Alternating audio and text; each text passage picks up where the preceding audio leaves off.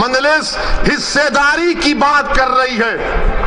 मजलिस उत्तर प्रदेश की सियासत में 19% मुसलमानों की हिस्सेदारी की बात कर रही है। अगर मैं हिस्सेदारी की बात कर रहा हूं तो Samajwadi party, BSP, Congress, BJP, RLD सबके पेट में दर्द शुरू हो जाता है। क्यों दर्द शुरू होता है? वो नहीं चाहते कि मुसलमान बराबरी पर आ जाए। वो ये चाहते हैं कि मुसलमान दरी बिछाता रहे, दरी बिछाता रहे, दरी बिछाता रहे।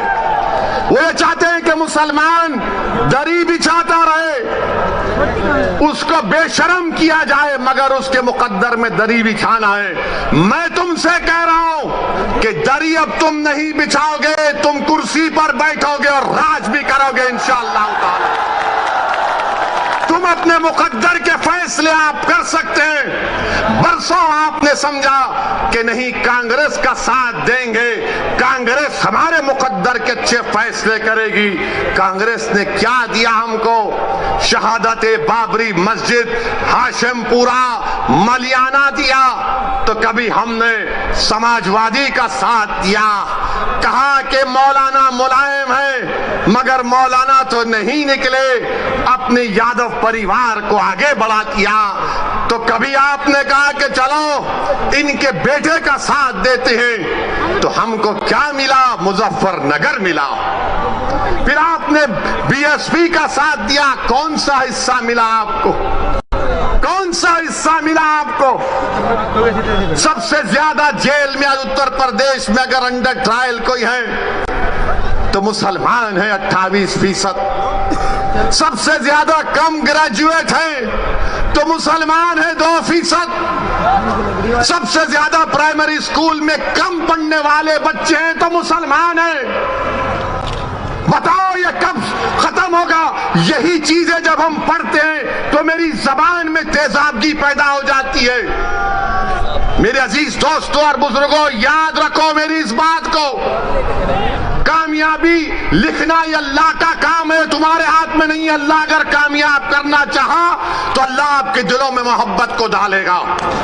मगर मेरी इस बात को याद रख लो, अगर नाइंसाफी का आप खात्मा करना चाहते हैं, मैं सहारनपुर की इस मुबारक और तारीखी सरजमीन में खड़े होकर आपसे हाथ जोड़कर अपील कर रहा हूं कि तुमने 60 साल कांग्रेस का, आरएलडी का, समाजवादी का, बीएसपी का साथ दिया।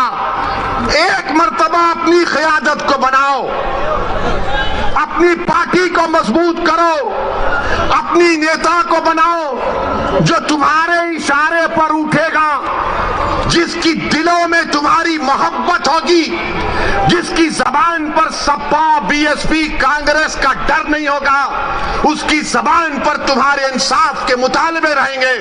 वो तब होगा जब आप अपने वोट से मजलिस के उम्मीदवारों को कामयाब करेंगे और लखनऊ में उत्तर प्रदेश की विधानसभा को भिजाएंगे।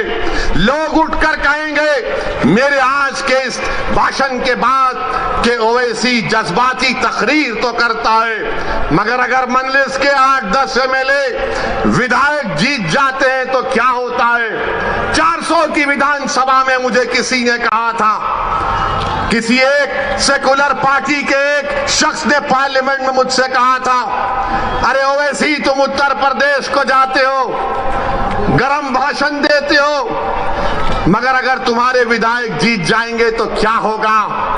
मैंने कहा सर अभी पार्लियामेंट में तकरीर है, आकर बैठिए। उस वक्त हमने कहा आइए बैठिए। बोले क्या बोलोगे? मतलब 4-5 मिनट हम बोलते हैं, बैठकर देखिए मजा आएगा। हमारा अल्लाह ने हमको बोलने की सलाहियत दी और फिर उसके बाद हम जब बाहर निकले हमने कहा बताओ कैसा लगा? तो कहा अगर तुम्हारी तरह बोलने वाले उत्तर प्रदेश की विधानसभा में पहुंच जाएंगे तो उत्तर प्रदेश में मुसलमानों की सफों में इनकलाब बर्पा हो जाएगा और इनकलाब बर्पा होगा इंशाअल्लाह ताला। इंशाअल्लाह ताला इनकलाब बर्पा होगा, क्योंकि अब तक हमने अपनी जबानों को दबा कर रखा, अब तक हमने अपने दिलों में जो हमारी ख्वाहिशात थी, जो उमंगे थी, जो ख्वाबें थी, उनको दबा कर रखा। मेरे गयूर नौजवानों, मेरे इज्जतदार ख्वामर मिल्लत के बुजुर्गों, उलमाए दीन से मैं आपसे गुजारिश कर रहा हूं कि इन ख्वाबों को पूरा उसी वक्त किया जा सकता है जब हम अपनी पार्टी के सियासी नुमाइंदों को कामयाब करेंगे। कोई उठकर बोलेगा ओवैसी मुसलमान अगर जीतेगा तो क्या सांप्रदायिकता को फायदा नहीं पहुंचेगा? मैं कहूंगा कि फिरका परस्ती खत्म होगी, फिरका परस्ती खत्म होगी अगर मुसलमानों के नुमाइंदे कामयाब होंगे। कोई पूछेगा कैसे? तो दैनिक भास्कर अखबार उठाकर देख लो आप। दैनिक भास्कर अखबार ने लिखा कि उत्तर प्रदेश में डीएम डिस्ट्रिक्ट कलेक्टर 28% ठाकुर हैं और ब्राह्मण समाज के हमारे भाई 22% हैं और 5% दलित और शेड्यूल्ड ट्राइब से। कितनी आबादी में हिस्सा होगा ठाकुरों का और हमारे ब्राह्मण भाइयों का? 15-16% के करीब होगा, मगर 50% डीएम उनके हैं, 50% डीएम उनके हैं। समाजवादी की सरकार हो, बीएसपी की सरकार हो या बीजेपी की सरकार हो, ठाकुर और ब्राह्मण विधानसभा में 25 से 27% नजर आएंगे और 19% मुसलमानों की हिस्सेदारी की मैं बात कर रहा हूं। नहीं, सांप्रदायिकता को फायदा मिलेगा, फिरका परस्ती बढ़ेगी। ये करेंगे तो बहुत अच्छा, ये दूध के नहले में हैं, ये बड़े पाकीज़ा हैं। और जब हम एक मजलूम कौम की इंसाफ की बात कर रहे हैं तो सब खामोश हो जाते हैं। मैं यहां पर हमारे हिंदू भाइयों से भी कहना चाह रहा हूं, असदुद्दीन ओवैसी और मजलिस किसी मजहब के खिलाफ ना थी, ना है, ना कभी रहेगी इंशाअल्लाह ताला। मैं यहां पर हमारे पिछड़े वर्ग के खास तौर से हिंदू भाइयों से कहना चाह रहा हूं, हमारे पिछड़े वर्ग के हिंदू भाइयों से कहना चाह रहा हूं, मेरी बात को आप याद रखो। आपको ठगा गया हिंदू एकता के नाम पर। पिछड़े वर्ग के हिंदू भाइयों से कहना चाह रहा हूं, मेरी बहनों से कहना चाह रहा हूं, आपको ठगा गया हिंदू एकता के नाम पर और आपको क्या मिला? ठाकुरवाद आपको मिला, आपको ठाकुरवाद मिला। जिस तरह उत्तर प्रदेश के मुसलमानों को सेकुलरिज्म के नाम पर, समाजवादी के नाम पर वोट लिया गया, तो हमको क्या मिला? हमको यादववाद मिला, आपको ठाकुरवाद मिला। आओ मेरे पिछड़े वर्ग के हिंदू भाइयों, मैं तुम्हारे साथ काम करने के लिए तैयार हूं, मैं तुम्हारे साथ ठहर कर तुम्हारी लड़ाई लड़ने के लिए तैयार हूं। मैं हमारे दलित भाइयों से कह रहा हूं, मैं हमारे दलित भाइयों से कह रहा हूं, अगर आपको यह शिकायत है कि बीएसपी आपकी बात नहीं कर रही है तो असदुद्दीन ओवैसी तुम्हारी बात करने तैयार है, तुम्हारे खिलाफ इंसाफ का मुतालबा करने के लिए तैयार है। और मेरे अजीज दोस्तों और बुजुर्गों, आप यहीं पर फिर ये लोग आके बोलते ओवैसी की तकरीर से हिंदू और मुसलमानों में नफरत की दीवार बढ़ गई। कौन सी मेरा जुमला है तकरीर का? निकाल के बताओ। कानपुर की मेरी एक तकरीर को 45 मिनट की तकरीर में 45 सेकंड निकाले ये आरएसएस के जाहिल लोग। बिल्कुल थम्स अप है। इनको सिर्फ 90 साल तक चड्डी पहन के लट फिराए थे, तो अचानक ख्याल आया यार 90 साल उम्र हो गई, पैंट तो पहन ले। तो पैंट पहना। तो क्या हमने क्या कहा था कानपुर में? एक 80 साल के मुसलमान को वहां की मुकामी पुलिस ने, और देने वाला एक दलित पुलिस का ऑफिसर था जिसने कागज पर लिखकर कहा कि बोलो वैसी तुम्हारे समाज से इस तरह का सलूक किया गया था। मैं अपने उस दलित ऑफिसर को सलाम करता हूं। उसने कहा कि 80 साल के मुसलमान की पुलिस ने दाढ़ी लोची, उसको पीटा और उस पर पेशाब किया, तो मैं बोला उसके खिलाफ। तो आरएसएस ने यह कह दिया कि ओवैसी ने हिंदुओं के खिलाफ कहा। मगर जब हमने पूरा 2 मिनट का वीडियो डाला तो पूरे अपने बगलों में अपने चप्पल को रखकर भागना शुरू कर दिया। और अभी हम सुने कि बड़ा विकास उत्तर प्रदेश में हुआ। बाबा थकते नहीं हैं, मोदी थकते नहीं हैं, अमित शाह थकते नहीं हैं। हम बाबा से, योगी से, मोदी से पूछना चाहते हैं, 29 दिसंबर को सहारनपुर में आंख के कैटरैक्ट का ऑपरेशन हुआ था, जिसमें से 27 लोगों की बीनाई चले गई। बताओ योगी आदित्यनाथ, ये आपकी सरकार में आंख का ऑपरेशन हुआ कैटरैक्ट का, सबकी बीनाई चले गई 27 लोगों की। तो अमित शाह बोलेंगे निजाम, एन से नसीमुद्दीन कह दिया, आई से इमरान कह दिया, जेडे से आजम खान कह दिया, और एम से बहरहाल कुछ कहा, हाँ उनका नाम कह दिया। अब ये अमित शाह को बड़ी मोहब्बत हो गई उर्दू से, उर्दू से बड़ी मोहब्बत हो गई अमित शाह आपको, आपका निजाम। अरे हम तो ये तय करे हैं कि उत्तर प्रदेश के हाकिम वक्त को बदलेंगे इंशाअल्लाह ताला। उत्तर प्रदेश के हाकिम वक्त को बदलेंगे। और नरेंद्र मोदी, हम आपसे कह रहे हैं कि नरेंद्र मोदी के 3 यार हैं। नरेंद्र मोदी के 3 यार हैं, हमारे साथ बोलिए। एक ड्रामा, दूसरा फसाद, तीसरा अत्याचार। नरेंद्र मोदी के 3 यार, ड्रामा, फसाद, अत्याचार। अब अमित शाह का जवाब देना है। हम किसी का कर्जा बाकी नहीं रखते। अब नसीमुद्दीन का नाम लिए, कांग्रेस पार्टी तो नहीं बोलेगी। बोलेंगे नसीम का नाम लेंगे तो हमारे वोट नहीं मिलेंगे। कांग्रेस इमरान का नाम नहीं लेगी, बोलेंगे हमारा क्या होगा। समाजवादी आजम का नाम नहीं लेगी। मगर हम योगी और अमित शाह से कहना चाह रहे हैं, उत्तर प्रदेश में अगर योगी राज है, योगी राज है ना, तो राज अंग्रेजी में आता है RAJ, होता है ना, RAJ। तो R से क्या आता है? रिश्वत।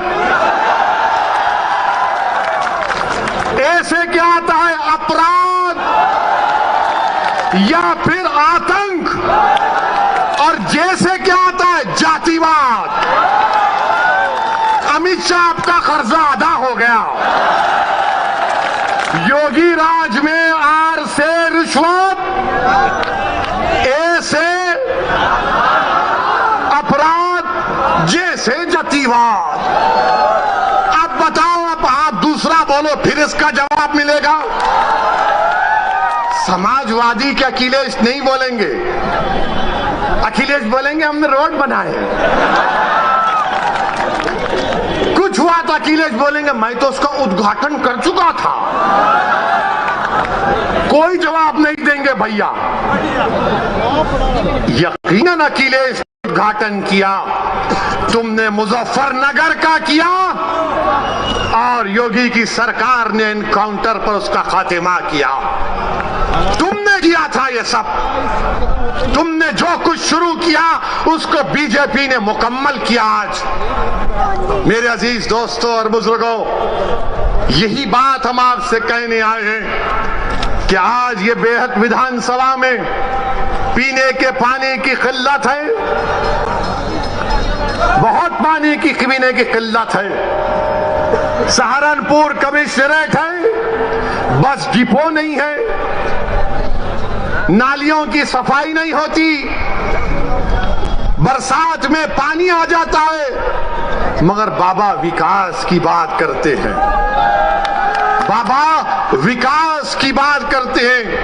मेरे अजीज दोस्तों और बुजुर्गों, हम आपसे यही अपील करने आए हैं कि आने वाले विधानसभा और असेंबली के इंतखाबात में मजलिस का साथ दीजिए।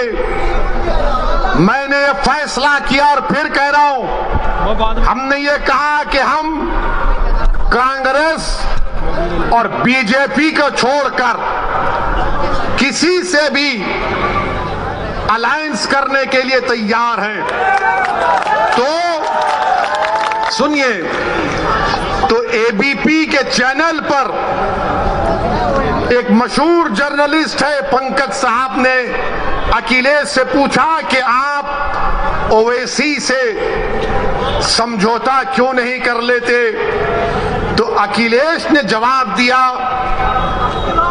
कि ओवैसी पर बहुत से इल्जाम लगते हैं। अखिलेश साहब, इल्जाम तो हम पर ही लगता है ना, आप पर तो कुछ नहीं लगता। रिवर फ्रंट इल्जाम नहीं, लखनऊ से कानपुर रोड आप बनाए, आप पर कोई इल्जाम नहीं। आपने सब कुछ किया, आपके 10-10 उंगलियां घी में थी, मगर आजम पर इल्जाम लगा बकरी चोरी का और भैंस चोरी का। ये इल्जाम सिर्फ हम पर लगता है, ये 60 साल से हम पर इल्जाम लग रहा है, कभी आतंकवाद का, कभी फिरका परस्ती का, कभी पुलिस को मारने का, तो कभी किसी और इल्जाम का। अखिलेश यादव साहब, इल्जाम तो भारत के मुसलमानों के मुकद्दर का हिस्सा बन चुका है। अब हम इल्जामात की फिक्र नहीं करेंगे।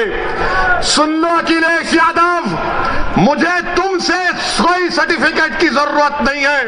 मैं इस जनता के दरमियान में जाकर अपनी दिल की बात करूंगा और इनके दिल को जीतूंगा और इनके वोट का मुतालबा करूंगा। तुम क्या दोगे? तुम 11% यादव हो, हम 19% मुसलमान हैं। अगर तुम मुख्यमंत्री बने और जनाब मुलायम सिंह बने तो मुसलमानों के वोट की खैरात से बने, तुम याद रखो इस बात। हम पर इल्जाम, अरे हमारे पे कुछ इल्जाम लगा, हमारी तारीख गवाह है, हमारी नबी की सीरत की किताबें पुकार कर कह रही हैं कि जिस पर इल्जाम लगता है अल्लाह उसको कामयाब करता और करेगा इंशाअल्लाह ताला। इल्जाम है, कोई बात नहीं है, मगर याद रखो, चुनाव के बाद बच्चों की तरह नहीं रोना। चुनाव के बाद बच्चों की तरह सिसक कर नहीं रोना। हम तो रोते हैं अपने रब के सामने हाथ उठाकर। हम इन जालिमों के सामने अपनी बेबसी का इजहार नहीं करते, हम रब्बे कायनात के सामने अपनी बेबसी का इजहार करते हैं, क्योंकि वो गफूर रहीम है, वो सत्तार है, वो गफ्फार है, वो लतीफ है और अल्लाह हमको कामयाब और कामरान करेगा। मेरे बस में इतना है, शौकत के बस में इतना है, महताब और हमारे अंबेडकर साहब की ताकत में बस इतना है कि हम आपके पास जाकर अपनी बात को पूरी इखलास के साथ रख रहे हैं। दिलों में मोहब्बत डालने वाले का काम तो अल्लाह का है, दिलों को मोड़ने का काम तो तो अल्लाह का है। मैं तो बार बार कह रहा हूं कि अपने दिल पर हाथ रखकर मैंने आज आधे घंटे 40 मिनट में जो कुछ कहा, सोचो आप। अपने घर को जाओ, रात के अंधेरे में अगर तुम उठते हो तो सोचो इस बात को, कब तक हम सिस्कियां लेकर, कब तक हम इस गैर यकीनी कैफियत में अपनी जिंदगी को गुजारेंगे। भारत की जमहूरियत, अंबेडकर का बना हुआ संविधान हमको इस बात की इजाजत देता है कि हम सियासत में अपने नेता को अपनी हिस्सेदारी की बात करें, हिस्सेदारी के हिस्सा लें और अपनी क़यादत को, सियासी लीडरशिप को बनाएं। इससे भारत मजबूत होगा, इससे भारत का संविधान मजबूत होगा। यही चंद गुजारिशात मैं आज तक कहने के लिए आया हूं आपसे।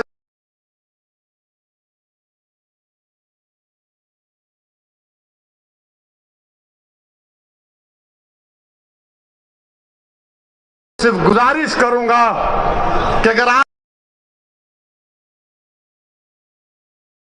मेरी जबान में इन आने वाले बच्चों से ना कह दे जो कल बूढ़े हो जाएंगे कि तुमको तुम्हारा हिस्सा नहीं मिला। हिस्सा उसी वक्त मिलेगा जब आप उठ खड़े होंगे, सियासी क़यादत बनाएंगे, अपने वोट से अपनी पार्टी को कामयाब करेंगे। जिस तरह ठाकुरों ने योगी को मान लिया, जिस तरह पिछड़ा वर्ग ने मोदी को अपना लिया, जिस तरह दलितों ने आज बहन जी और चंद्रशेखर आजाद को अपना नेता मानते हैं। आओ मुसलमानों, तुम मुझे नहीं तो खुद नेता बन जाओ, मैं तुम्हारे साथ ठहरने के लिए तैयार हूं।